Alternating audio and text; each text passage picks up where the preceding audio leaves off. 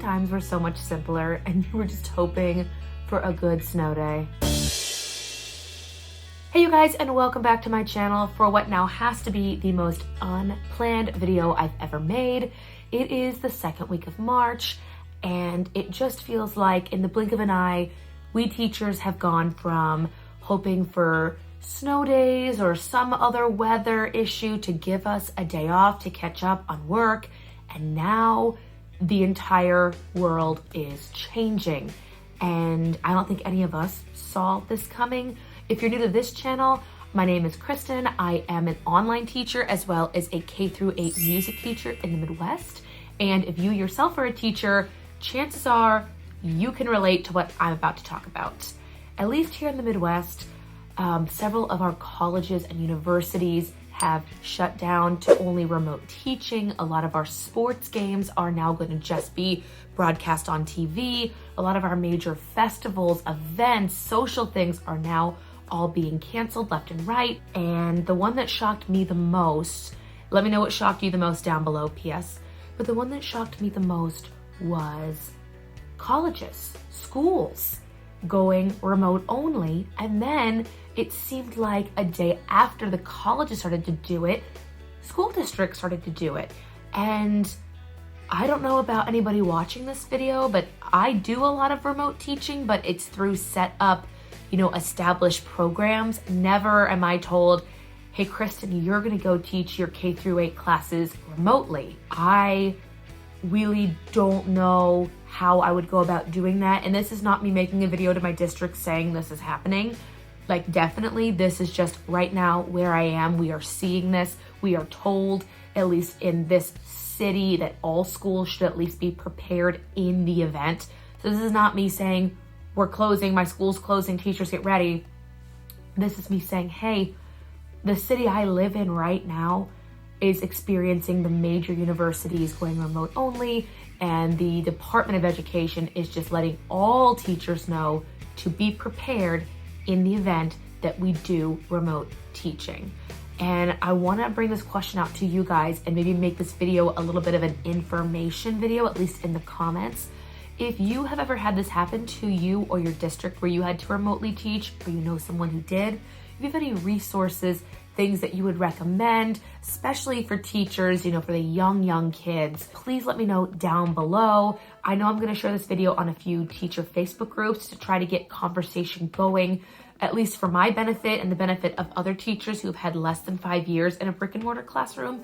So we have an idea of here's what we can ask them to do at home, here's what we can't do. For example, I was ready to just send home a bunch of the packets that we're working on for like our orchestra families or Peter and the Wolf. And then I was told you can't expect every child to have access to a printer. And not all kids have iPads, and not all kids have access to the G Suite or Google Docs. So I'm just looking for options that may work with my kindergartners as well as my preteens. And again, I've never seen this happen. I've never seen districts completely close for 10 school days. I've never seen districts go to remote teaching. And this is really something completely new, at least where I'm coming from. We did have, a couple meetings with other educators just to be, forewarned, should this happen, here's how you'll most likely be told, here's how you'll let, the staff and faculty and kids and parents and students know. What makes me sad is in the event it goes into the preceding month, into April, that does take away a lot, at least from my end, extracurricular activities with the kids. As none of this is concrete, once again, I just am thinking ahead and looking at the calendar. It makes me sad, and I'm sure it's making a lot of people upset.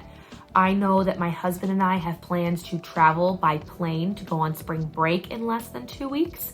I know that we have family coming in. We are performing in shows right now that have people sitting in an audience, for a musical.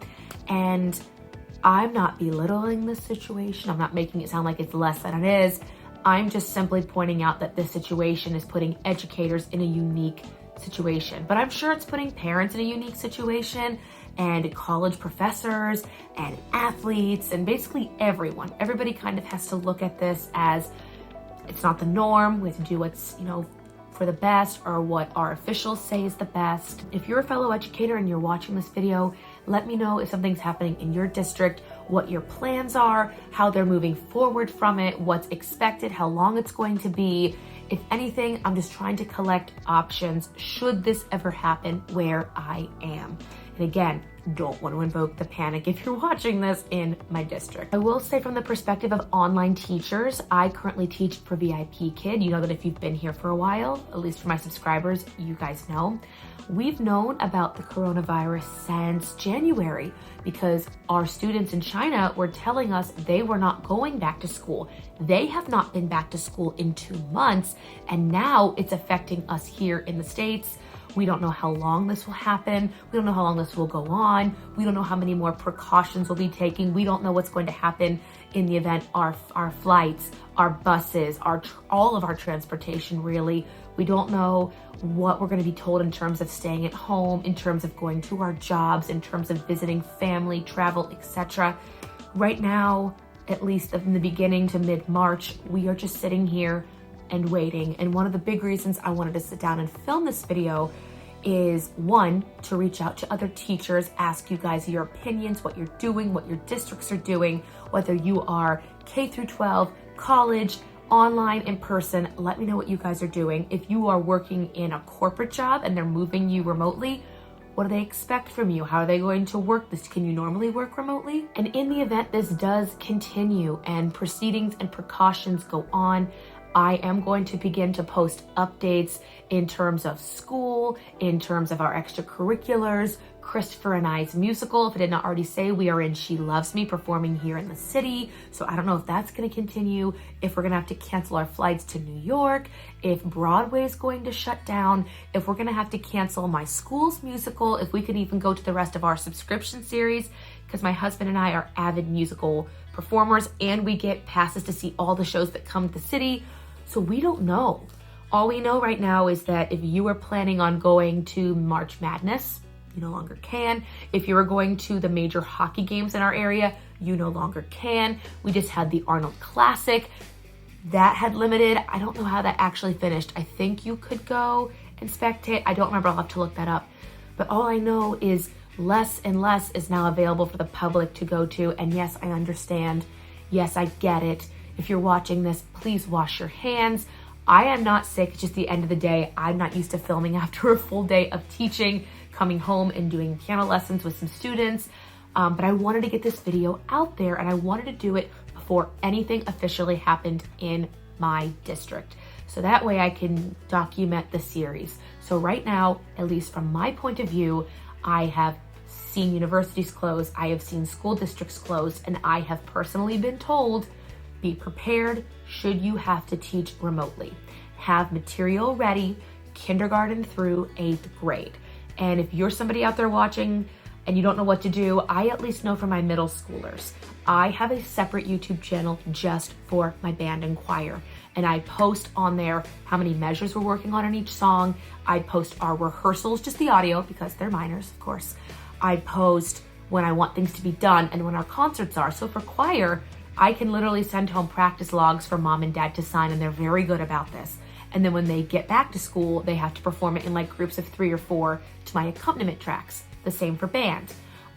For my younger grades, I would send home packets for them to practice, their treble clef notes, their bass clef notes. 4th and 5th grade are doing everything from quarters, eighths, halves, dotted halves, and quarters. They're doing notation. If you don't know music, I'm so sorry that I just spattered off so many things. My younger grades right now, we're finishing Peter and the Wolf, and then every spring I do pick one classic movie musical and we watch it, and each grade does their own version of comprehension, either questions or songs. We are doing The Wizard of Oz, so my younger kids are going to be learning all the songs. The older kids are going to know a little bit more of the history, and then like my middle schoolers will report to me just short presentations about like one of the characters, the actors, the history, the music, how it became a musical after a movie, the book. It just goes on from there. So I'll have to look into that. That might happen if we don't close schools, at least where I teach. I may swap their drumming and percussion units with the movie musical. Like I might just swap them. That way The kids aren't all touching the same drums, the same sticks, the same xylophones.